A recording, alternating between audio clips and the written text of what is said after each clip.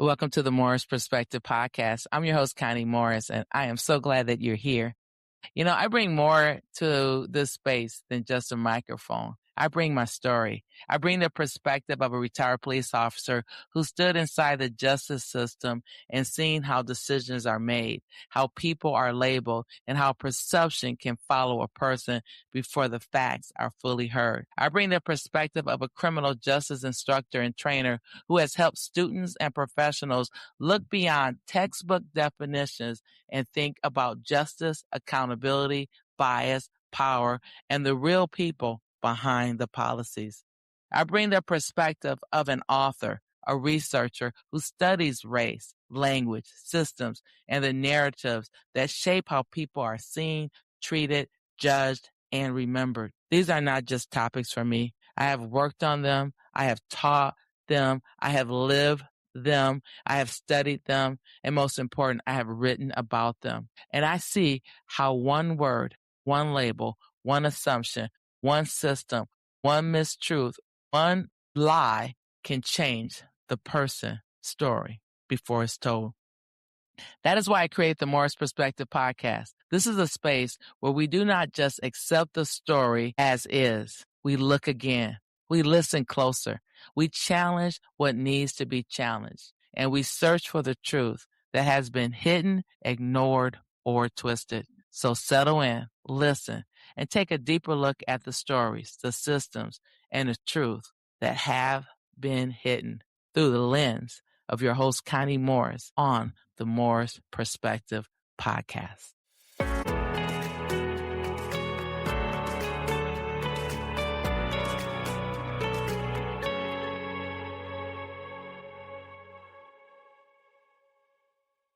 Hello, and welcome back to the Morris Perspective Podcast. I'm your host, Connie Morris, and we're continuing our series on white spaces. And today's topic is on sundown towns. The title is The Geography of Fear in Our Sundown Towns. And I wanted to share with you, what does that mean and how does it exist? Because this is what I call another white space. And it goes back in history. So there's a part of American history that didn't make it into most textbooks, a part that shaped where people lived, who felt safe, and who was allowed to belong. These were places where rules were often written into law books. They were written on the signs on the edges of town. So these weren't actually laws. They were just towns that enforces these white spaces, and they were not safe. And so they were written to let you know that at a certain time, you are not welcome into this town. And so let's talk about that. They were enforced by a sign, because we saw a sign, whites only, but this sign says sundown town. It's just a warning that you need to get out of here before the sun goes down. And it reminds you of when you were a kid, when your mom says, I need you home before the sun goes down. So it's kind of like that type of, not a fear, but it was a geography of fear, because if you were caught in that town, it was enforced. It was enforced by the police, by mobs, and by neighbors. Everybody came out to enforce that because it was a white space, illegal white space, but it was posted. So they gave you your warning. They were called, these sounds, I can't even say it because it's so interesting, because they do exist today too. These were called sundown towns. And even though the signs came down, the mindset did not disappear. Today we're going to talk about what sundown towns were and how their legacy still shows up in the 21st century. Sundown towns, also known as sunset towns, gray towns, or sundowner towns, were communities across the United States that deliberately excluded non-white residents, especially Black Americans, after dark.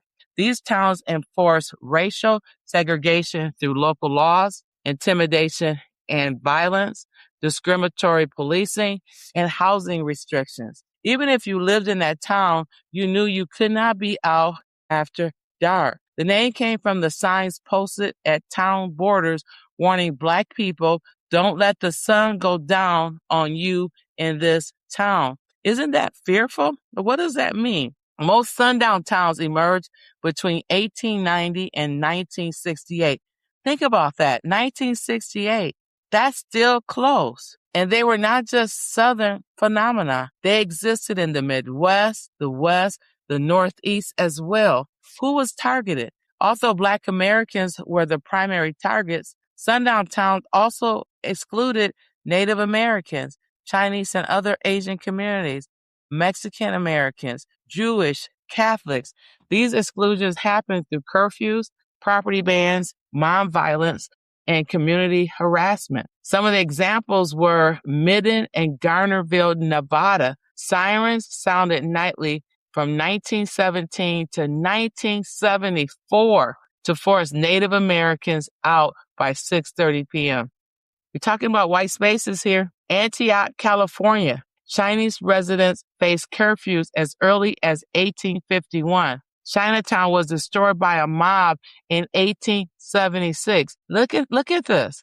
Enforcement of white spaces. Midwestern towns, Mexican Americans were blocked through housing covenants and police harassments. How do the historians confirm that this happened? It happened, and they can actually do research and find this information in newspaper archives, county histories, work progress administration files. They wrote it down and kept it in files, people. Census records showing the absence or sudden disappearance of Black residents. This source reveals intentional exclusion, not just demographic coincidence. The modern afterlife of sundown towns.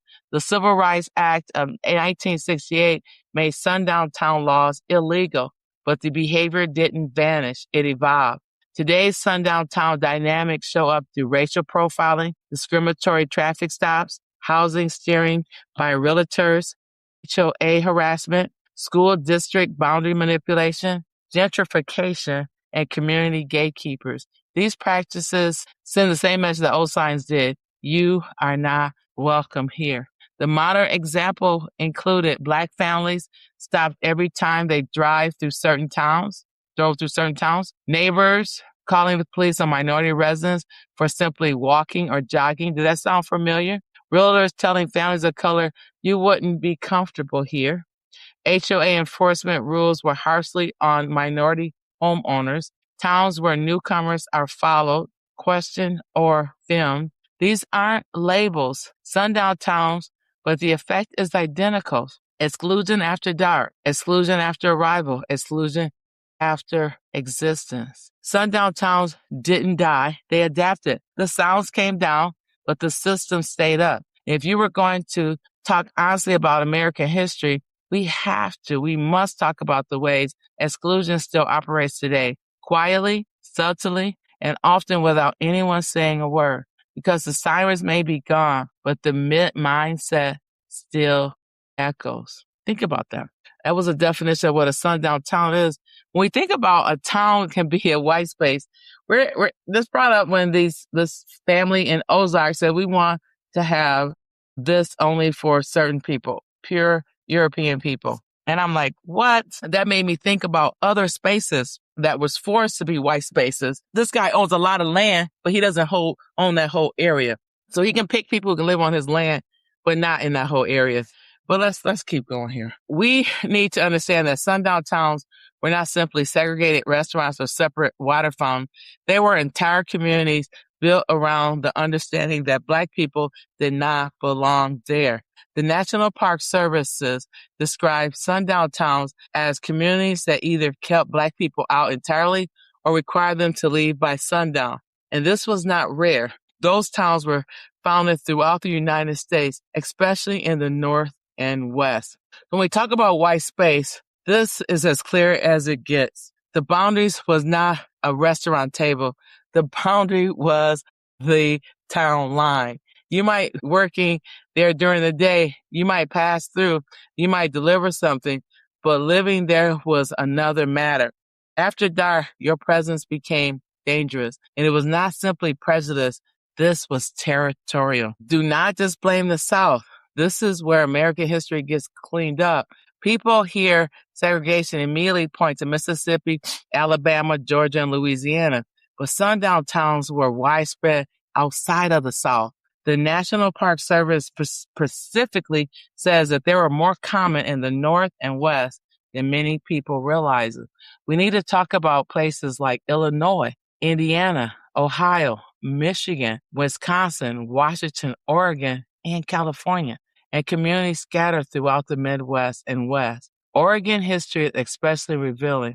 The state constitution once included provisions excluding Black people, and later some Oregon communities displayed warnings telling Black people not to remain after dark. Smithsonian reporting documents billboards in some communities warning Black travelers not to let the sun catch them there. Even Portland businesses continue displaying signs indicating they served white customers only well into the 20th century. So don't tell me racism lived exclusively below the Mason-Dixon line. White space was a national project. It's interesting. I don't know if it surprised you. It really didn't surprise me because certain areas have still that racial tone. And I live in Nebraska and it's not listed in Nebraska, which is interesting, right? And so it seems like a predominantly white space town, but when I look at it, it's not listed as a sundown town, which really is interesting to me. Let's go to Washington State.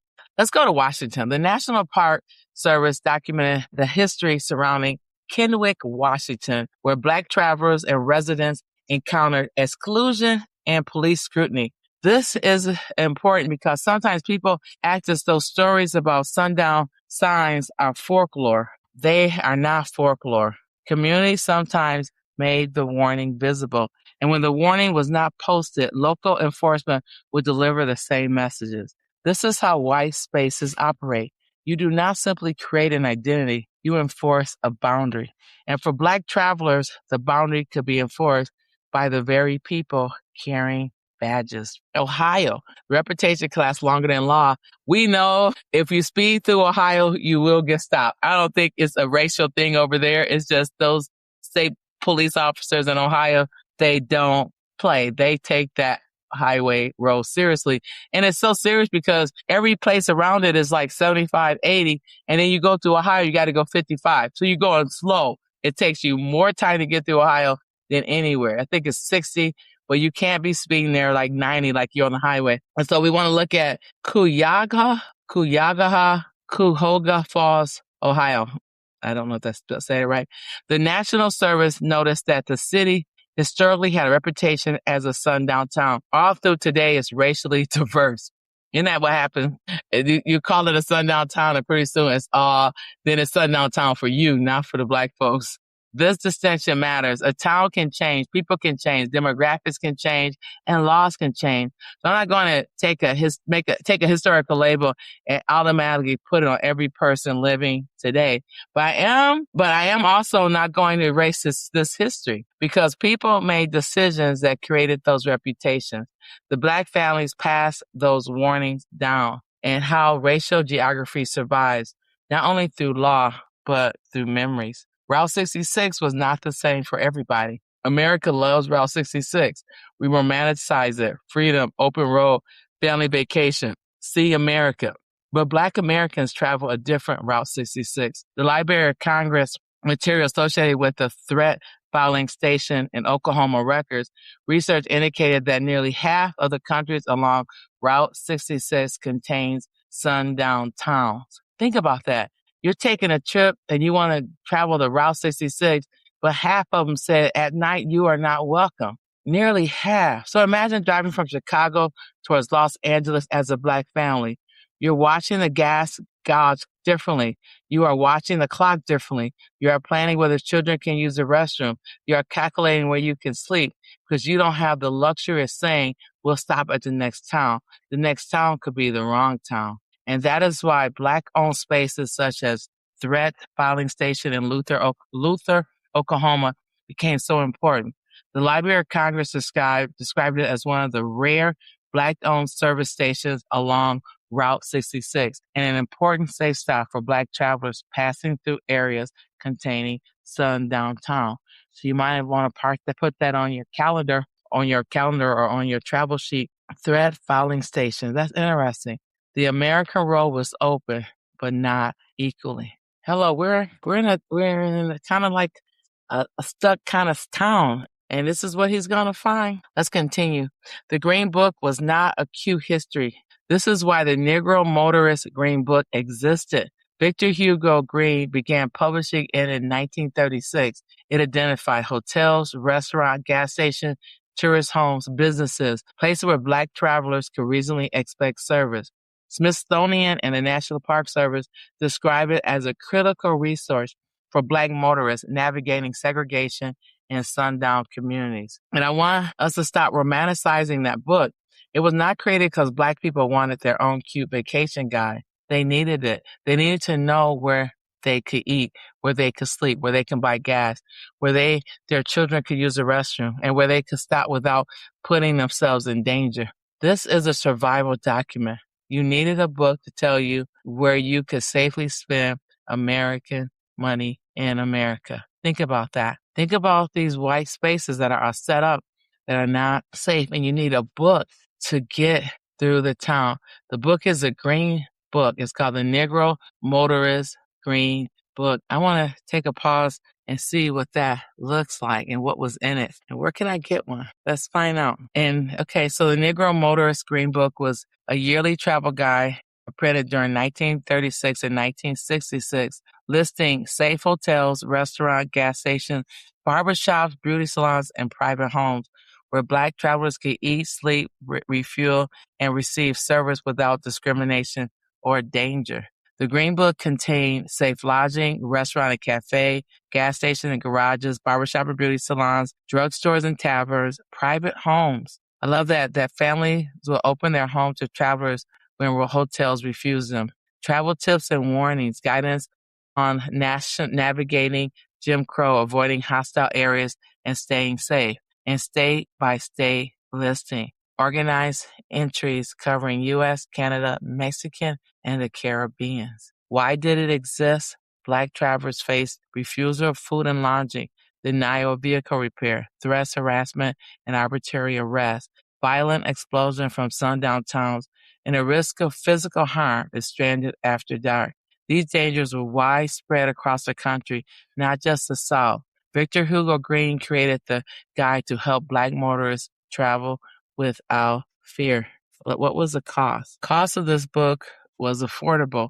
It was 25 to 75 cents a year. I started out 25 cents and went up to 50 to 75 cents, and some editions were distributed free at participating Standard Oil gas stations because Esso supported Victor's Green project. So the owner of Standard Oil supported that project, not just wealthy family or entertainers. The low cost made it possible for Black motorists, traveling salespeople, musicians, military families, church groups, Black-owned businesses to carry on every trip. Does this Green Book exist today? Yes, but not an active travel guide. The original book stopped publication in 1966, 2 years after the Civil Rights Act made many Jim Crow traveler burials illegal. But if you want to see one, you can go to the digital archives, you can go to modern reprints, and you can go to app guides. Isn't that interesting? So it's still available if you need it, if you want it, or you just wanted to have it as I might get one because I have the Slave Bible. I just like to have different things in my little repertoire for things that I might use later or just use it as a teaching tool. Let's talk about it. The warning was sometimes that nobody will protect you. So think about this. You're traveling in the United States that was built primarily on the backs of enslaved people, but there was no safe place for you to travel, sleep, or eat unless you had this book. That's interesting. Think about the families who said, hey, you can come here and you can stay here until morning. And that's how we do it. Let's continue. One of the clearest descriptions comes from Ann Miller Wilford, whose oral history is preserved in the National Park Service. She remembered that sundown towns had warnings that Black people understood that if they were caught there after dark, they would not be protected.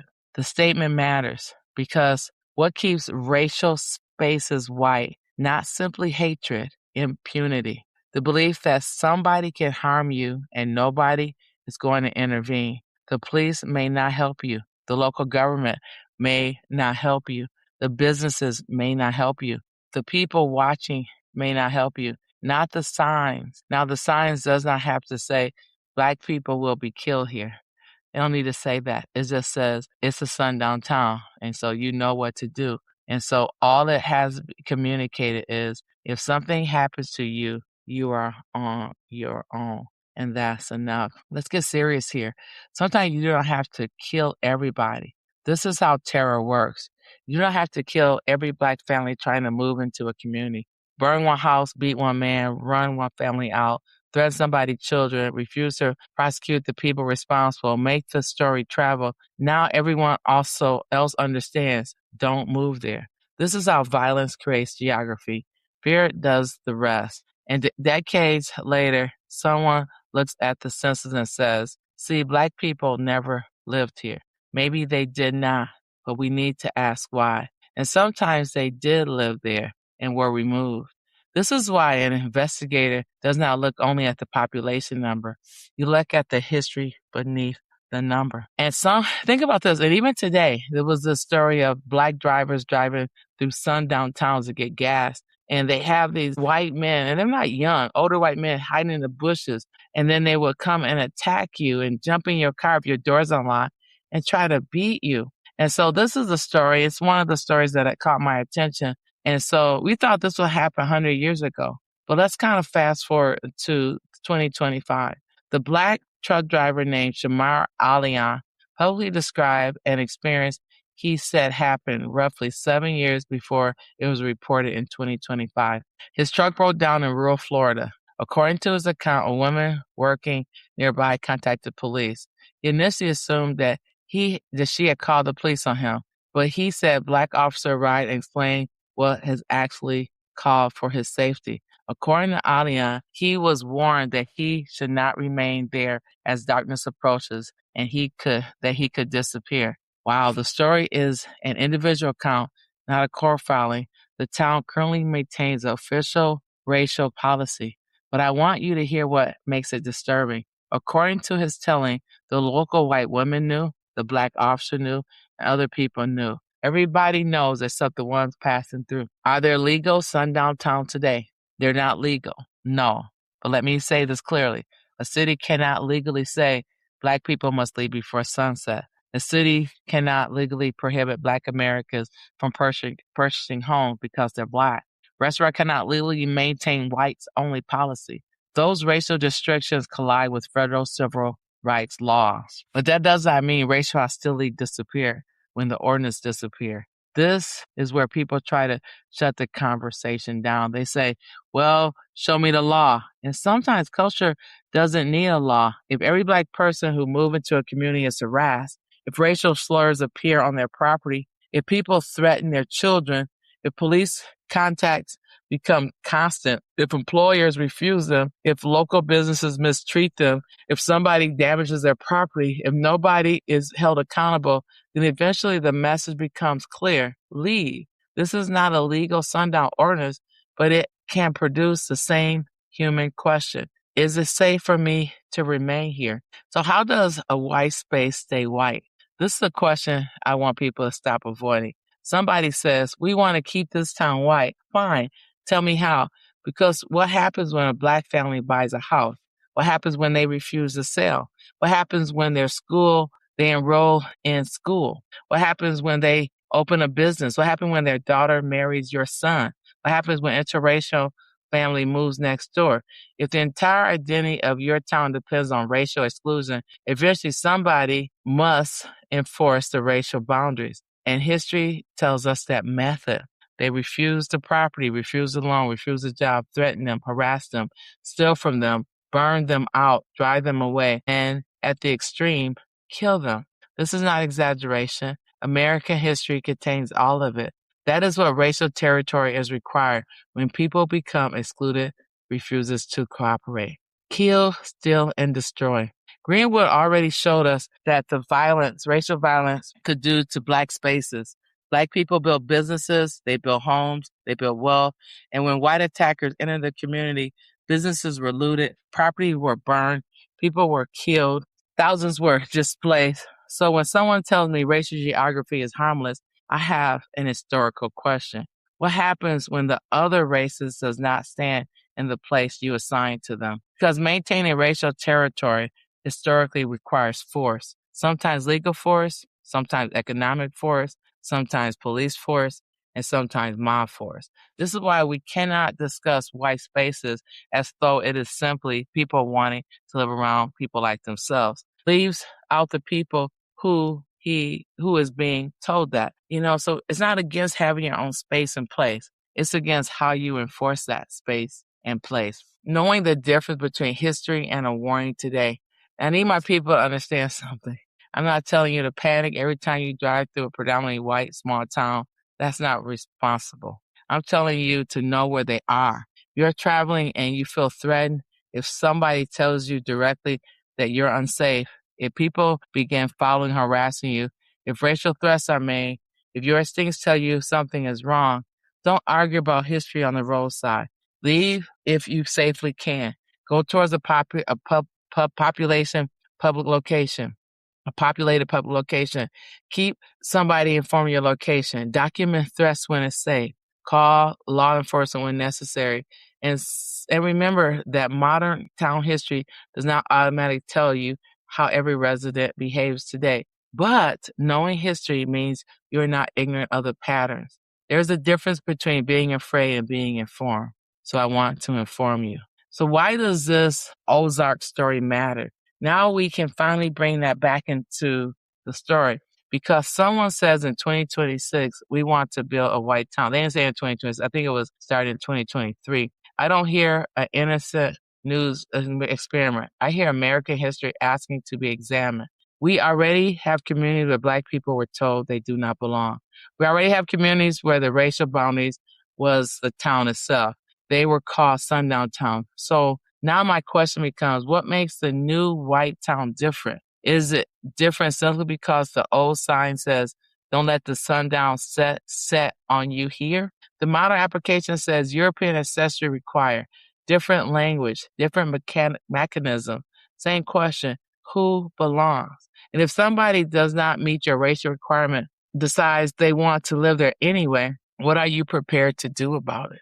What is a question history forces us to ask? Because white spaces doesn't not maintain itself. Somebody must maintain the boundary. And America has already shown how ugly that can become. This has been your host, Connie Morris. And I hope you're taking notes because we're coming back and we're going to get right to the basic of the story about now let's go to the Ozarks. And I told you in the beginning, first episode, that seems to be a beautiful place. And somebody brought a lot of land over there and they want to create their own white city. And they don't realize how interesting that there are cities that are all white. You don't have to create any more. And so we'll talk about that on our next episode. I'm your host, Connie Morris, and this has been the Morris Perspective Podcast. Thank you for tuning in to the Morris Perspective Podcast with your host, Connie Morris. And if this episode made you think, made you pause, made you check the narratives that you have been believing, or maybe even look at an issue differently, don't stop here. There are more conversations waiting for you, episodes you may have missed, topics you may want to revisit, and discussions that continue to build on what we have talked about today. You can find them on my pod page. A pod page is simply the online home for my podcast. It's where you find all the episodes in one place. You can listen again, you can explore different topics, and you can share episodes with others. And most importantly, you can sign up for my newsletters. To get there, just click on the pod page link listed in this episode description. And yes, it is free. If you have any questions, episode ideas, or simply want to connect with me directly, email me at the Morris Perspective Podcast at gmail.com. Until then, stay empowered, stay in the know, and stay knowledgeable. Thank you for tuning in, and I'll see you on the next episode.